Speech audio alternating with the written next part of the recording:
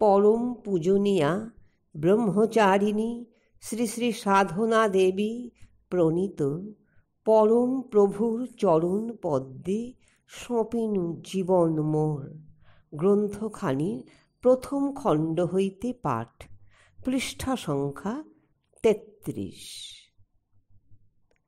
পরম পূজনীয়া ব্রহ্মচারিণী শ্রী শ্রী সাধনা দেবী বলিলেন,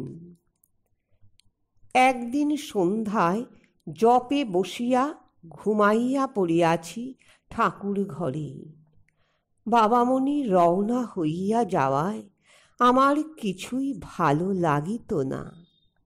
ঘুমন্ত অবস্থায় স্বপ্নে দেখিতেছি বিরাট একটা মাঠের মধ্যে বাবামণি দাঁড়ানো।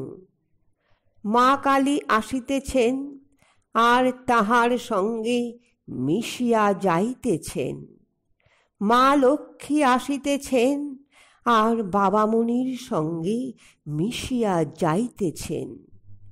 আরো কত কত দেবতা আসিতেছেন আর বাবামণির সঙ্গে মিশিয়া যাইতেছেন। সর্বশেষ বাবামণি দাঁড়াইয়া আছেন। আমি সাদা পদ্ম দিয়া পূজা করিতেছি। শ্রী শ্রী ওঙ্কার বিগ্রহ আর বাবামণি অভেদ হইয়া গিয়াছেন। আমার মনে কয়দিন যাবতই দ্বন্দ্ব চলিতেছিল, আমি কার পূজা করিব।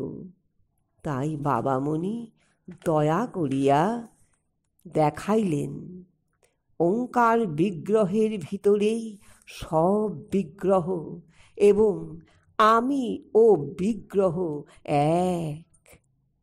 আমার সকল সংশয় ও দ্বন্দ্ব কাটিয়া গেল। তাই আমি সকলকেই বলিয়াছি এবং বলিতেছি, বাবামণি আর শ্রী বিগ্রহ এক ও অভিন্ন। সর্বাবস্থায় প্রাণপণে নাম করিলেই সেই অনুভূতি আসিবে এবং মনটা পূর্ণ শান্ত হইয়া যাইবে। হরি ওম।